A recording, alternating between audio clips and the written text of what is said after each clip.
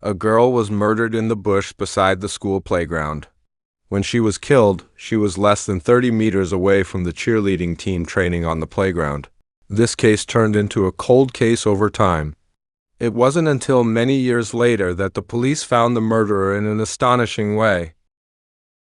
On the morning of Saturday, December 14, 1991, in Federal Way, Central Washington, the Federal Way Police Department received a call reporting that the caller had discovered a body in the bush beside the high school playground.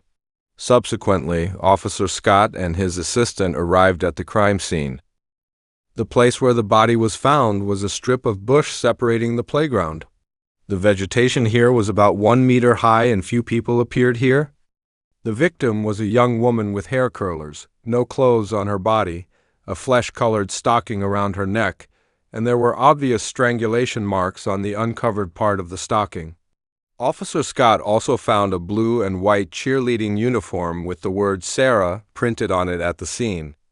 Confirmed by the forensic doctor, the victim had been violated before her death because they extracted the suspect's bodily fluids from the victim's body and clothes. And it was certain that the time of the victim's death was within approximately 2 hours, and the cause of death was asphyxiation. During the investigation at the crime scene, Scott questioned the caller, who was 13-year-old Drew Miller. He told Scott that he was going to play skateboarding with his friend in the morning. The two wanted to reach the skateboarding venue quickly, so they chose to take a shortcut. When they were about to pass through the bush beside the playground, they saw a very strange man come out of the bush and leave in a panic. They didn't pay much attention at that time, but when they passed through the bush, they saw the crime scene, and then the two called the police. Obviously, this man could basically be determined to be related to the victim's death. So Scott asked them to recall the appearance of that man. Miller said that person was very tall, had long brown hair, and was about 25 years old. Subsequently, the police drew a portrait of the suspect based on Miller's description. Officer Scott also confirmed the identity of the victim through inquiries with the students. She was a 16-year-old sophomore named Sarah Yarborough. Scott informed the victim's family on the one hand and questioned the cheerleading team members on the playground on the other hand. The cheerleaders told Scott that it was their training time on Saturday morning and they usually gathered to start training around 8:30, but Sarah didn't show up on time. However, they found Sarah's car parked in the parking lot. So Scott came to the parking lot and inspected Sarah's car. It was less than 100 meters from the crime scene.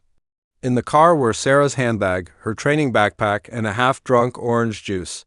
There were no signs of struggle in the car.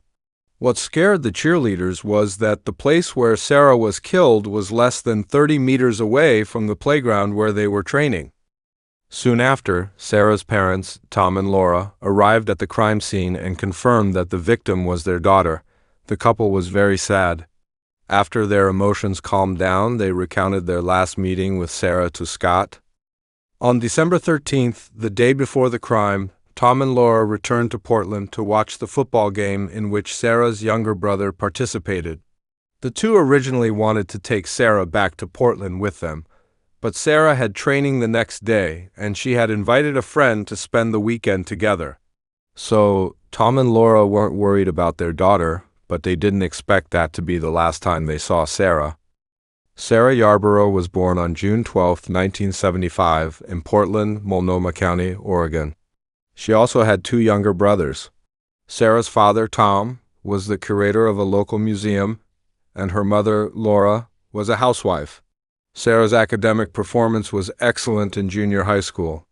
So when she entered high school, Sarah chose to enter Federal Way High School. To take care of Sarah conveniently, Tom and Laura moved from Portland to Federal Way with their daughter. The two younger brothers stayed in Portland and were taken care of by their grandparents. During high school, Sarah met many new friends, among whom Liberty, Christy, Amy, and Mary were Sarah's closest friends. They all thought Sarah was kind, smart, and a very interesting person. Because Sarah liked to try new things, she could always bring joy to the people around her. And the person who made an appointment with Sarah to spend the weekend was Amy. She told the police that, after seeing off Sarah's parents on Friday night, the two watched a basketball game at home, and then they talked until very late before going to sleep. She felt very guilty about Sarah's death because she thought that if she could go to school with Sarah the next morning, the murder might not have happened. The day after the crime, the police released the portrait of the suspect to the public through the media, hoping that some informed people could provide some clues. This case quickly attracted people's attention. At the same time, the forensic doctor extracted the DNA of the same man from the bodily fluids in Sarah's body and the bodily fluids on the clothes. This was extremely important evidence. Sarah's family and friends believed that the police had obtained important evidence and there were witnesses. They should find the murderer soon. But because the DNA technology was not mature at that time and the criminal gene database was just established, the police did not find the murderer through DNA comparison. Although the victim's family offered a reward of $10,000 and the portrait of the suspect was posted everywhere, the police's investigation progressed slowly for a long time after that, and the case turned into a cold case as time passed. In June 1993, a year and a half after Sarah's death, at Federal Way High School, local media and the school students gathered. A friend of Sarah's parents, Bill Fuller, built a memorial bench for Sarah. The bench was engraved with Sarah's favorite motto. There were also Sarah's favorite items placed on it: a pair of ballet shoes, a statue of Sarah's pet dog, and some books. And a few days later, on June 12th, it was a special day. This day was not only the graduation ceremony of Federal Way High School, but also Sarah's 18th birthday. Laura and Tom arrived at the school early in the morning. Although they couldn't see their daughter graduate, they could see Sarah's friends graduate. This was also a kind of comfort for them. Now Liberty, Christy, Amy, and Mary were about to enter the university. They were about to leave Federal Way and continue their own lives. In the following years, although the investigation of Sarah's murder case almost stopped, some clues were still found from time to time. In 2000, Sheriff John reviewed this case again. Over the past years, the evidence of this case was still well preserved, and there were more than 3,000 clues. More importantly, the progress of DNA technology gave investigators hope because the federal DNA index system had collected more than 4 million biological samples of criminals in the past 3 years. So John input the DNA from the crime scene that year into the system to try to find a matching criminal, but the result was very disappointing. In 2008, Colleen Fitzpatrick, a pioneer in forensic genetics, created a book on genetics. The main content of this book was to introduce YSTR haplotype analysis. This technology aimed to solve the identification of the relationship of male descendants, especially the determination of the patrilineal line and the distinction between closely related men. This could be said to be a milestone in genetic genealogy. And she also helped the police solve more than 70 unsolved cases in more than 30 countries and regions. Sheriff John thought this might be an opportunity. He contacted Colleen and hoped she could help investigate the Sarah murder case. Colleen agreed. Through comparing the DNA analysis of the suspect, she confirmed that the suspect's ancestors could be traced back to the Robert Fuller family more than 400 years ago. John was incredulous after getting this analysis result. Through the biological samples from many years ago, such detailed results could be inferred. This was undoubtedly a major breakthrough, but the problem still existed. That was, in the past few hundred years, the descendants of the Fuller family might have exceeded 120,000 people. It was basically impossible to complete the investigation. However, John noticed that the surname Fuller was familiar. Yes, it was Bill Fuller who built the memorial bench for Sarah, but Sarah's family believed that Bill was definitely not the suspect. His hair did not match the portrait of the suspect at all. His height was not tall, and his age did not match the description of the witnesses. Bill was already 48 years old at the time of the crime. However, to fully cooperate with the police investigation and prove his innocence, Bill voluntarily provided a DNA sample to the police. After comparison, it was confirmed that Bill's DNA did not match the DNA of the suspect. But Colleen pointed out that although Bill Fuller was not the murderer, he must be a paternal relative of the murderer. This indicated that Colleen's analysis was correct. This was indeed a feasible solution to find the murderer. Subsequently, the police began to extract DNA samples from the residents near the crime scene at that time. But because many years had passed, many people had moved to other places to live, and the sampling work was very difficult. In 2015, the crime laboratory determined through autosomal SMP detection technology that the suspect was a white person with brown hair and blue eyes, which again narrowed the investigation range. In May 2019, John found Colleen and hoped she could help compare the biological samples of more than 200 people. These were the results of the efforts of the Federal Way Police over the years. And the comparison result was that the DNA of all people did not match the DNA of the suspect and was not a paternal relative of the suspect.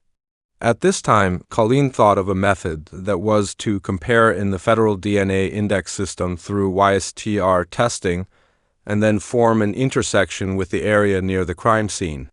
This method quickly had a result. A man named Edward Nicholas came into the police's view. At that time, he was 33 years old, and the address he registered was less than 3 kilometers away from the crime scene. He was sentenced to 8 years in prison for the crime of aggression in 1998. He was 188 centimeters tall, with brown hair and blue eyes. Everything matched the suspect. But the problem was that Edward's biological sample was included in 1998, and when the police compared the DNA of the suspect with the federal DNA index system in 2005, they did not find the suspect. So he was not the murderer of Sarah. But he also had a younger brother who was 6 years younger than him, named Patrick Nicholas. And Patrick also had a criminal record. In June 1983, 8 years before Sarah was killed, 19-year-old Patrick violated a 21-year-old girl on the banks of the rich Columbia River. He was therefore sentenced to 10 years in prison. Patrick was released early due to commutation in January 1990. He was 27 years old at the time of Sarah's murder. His appearance was very similar to the portrait of the suspect. Because DNA technology was not applied to criminal investigations in 1983, Patrick had never received the collection of biological samples. In John's view, this Patrick was highly suspicious. With a clear target, the police began to look for Patrick. Patrick was working in an auto parts factory at this time and usually only took the bus to and from work. To obtain Patrick's DNA, 2 police officers monitored him 24 hours a day. In late September 2019, the police followed Patrick to a self-service laundry and obtained the cigarette butt and a napkin he threw away here. A few days later, John received a call from the crime laboratory. Patrick's DNA was a perfect match with the DNA of the suspect. In October 2019, 55-year-old Patrick Nicholas was arrested by the police on suspicion of murder. The eyewitness Miller at that time came to the police station to identify Patrick. Miller was very certain and told John, "It's him. I remember these eyes." Subsequently, the police searched Patrick's home and found a newspaper from 1994 there. The front page of this newspaper carried an article about Sarah's murder. In addition, the police also found a photo. In the photo was a girl of about the same age as Sarah, wearing the same cheerleading uniform as Sarah. During the interrogation, Patrick said that he didn't understand why the police arrested him and he didn't know who Sarah was. He insisted that he had nothing to do with the murder case. During the subsequent interrogations, Patrick remained silent and no longer communicated with the interrogators. In May 2023, 32 years after Sarah was murdered, the trial against Patrick Nicholas was held in King County Court. On that day, Sarah's family and her 4 friends all came to the scene. During the trial, defense lawyer David Montes questioned the scientific nature of using forensic genetic genealogy to determine Patrick as the suspect, because this was the first time this method was used in Washington state. Prosecutor Mary Barbosa said this kind of questioning was meaningless. As long as Patrick's DNA matched the DNA of the suspect at the crime scene, no matter what method was used to find the suspect, it could prove that he was closely related to the case. Prosecution witness John testified in court that when Patrick was arrested, the police found a newspaper from 1994 in his home. There was a news report about Sarah's murder on the front page of the newspaper, and a torn photo was found in the drawer of the bedroom. The girl in the photo was wearing the same cheerleading uniform as Sarah. David pointed out that these two pieces of evidence were not strange, because there were old newspapers and photos of beautiful girls everywhere in Patrick's house. During the trial, Patrick did not show any change in emotion. Then Mary summoned the witness Scott again. He was the first investigator to arrive at the crime scene. Scott had retired by now. He carefully opened the evidence that had been stored for more than 30 years. Among them were the clothes Sarah was wearing when she was killed, her shoes and nylon stockings. When seeing these items, Sarah's family members shed tears. Sarah's mother Laura, father Tom, and younger brother Andrew made victim statements in court. Sarah's 4 friends also attended the entire trial. On May 19, 2023, after a 9-day trial, the jury made the final verdict. They unanimously ruled that Patrick Nicholas was convicted of the charges of first-degree murder and first-degree aggression. Eventually, Patrick Nicholas was sentenced to life imprisonment and was not eligible for parole for 45 years and 8 months. Sarah's mother Laura shed tears of excitement after hearing Patrick's sentence because they had been waiting for this moment for more than 30 years. Sarah was buried in Mount Auburn Cemetery in Washington State, and Patrick Nicholas is currently serving his sentence in the Washington State Prison.